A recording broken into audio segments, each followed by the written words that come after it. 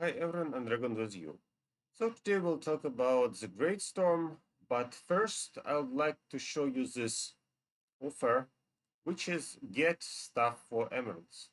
So we have four parts which you can find as precious offer in the right hand side of your screen. And actually what I wanted to say. So this thing is a discount, but if I had that amount of emeralds, for sure I would spend them into my titans. So to get either artifacts for light titans, try to get some spheres into totem if you are lucky enough, or just to wait for summer festival and spend them there. So this offer looks okay, but I wouldn't spend so much emeralds into it anyway. Now let's talk about the Great Storm. So something happened. I can't load it now, but I prepared everything to show you my planning, and let's do that right now.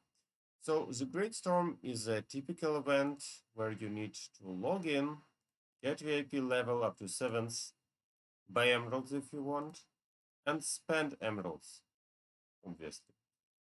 So according to other quests, you need to capture battle locations, and usually I stop at 45 locations because if you want 53, that requires you a lot of move points.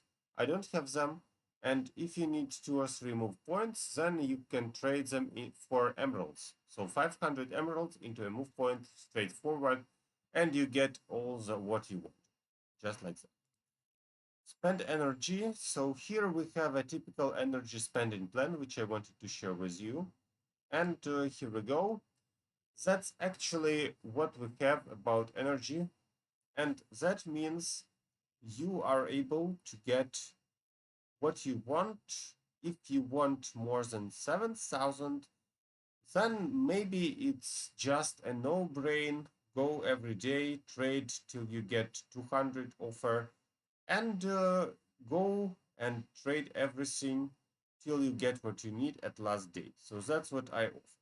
Or you can try to follow my plan or almost my plan and get the necessary amount. But in general, I usually stop at 5,000 or 3,560. We'll see. At the same time, now we have another factor which I need to include into calculations and which I did not hear. That's the calendar bonus.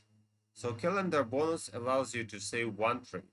So you can remove one trade from my calculations as well. Also, if you own a golden ticket, then you have X3 energy income, which means you can remove 12 trades from here. So you get 1,440 more energy income theoretically. So it means if you collect it in time, if you don't get stuck, and in general, I would also consider removing that amount from my calculations if you own X3, right? So check where you need to stop and hope you get the necessary amount of move points. The next is pet summoning. So as I showed you on my previous image, pet summoning isn't cheap, which means if you want more move points, I really recommend you to buy them directly, buy emeralds into them instead of completing quests and getting rewards hard. So I just had all 80, that's why I did it easily. And finally, you can play adventure. If you win 3 adventures, then you get 4 chests at each, and that's 12. So hope you can do it as well.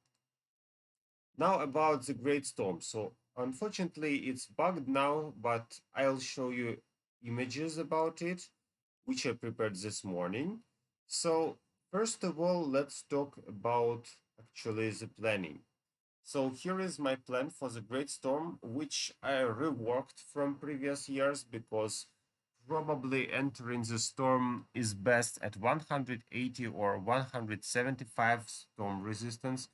If you can find an option with 175, that also would look nicely, but remember that it's preferable to remove the buff. So the buff which defends the boss is better to be removed. Even if you play Celeste and most of time she's your healer, she still can add some damage. That's why I try to remove all the buffs. As for your buffs, I maybe sometimes I don't take the location which refers to yellow lines. So if I'm not sure, do I have enough move points to clean everything, then sometimes I skip that one. But in general, I try to get the inner circle at last moment.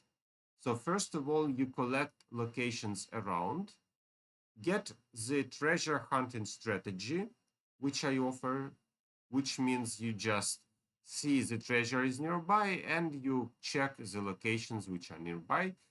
With this timing strategy, you will get most of rewards.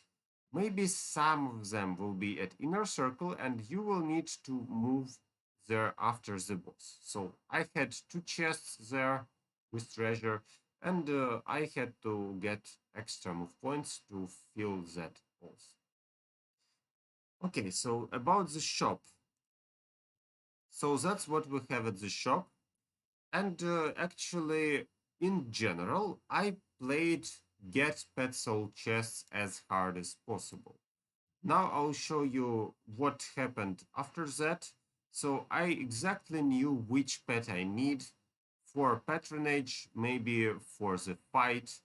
And that's how I kind of collected all the pets.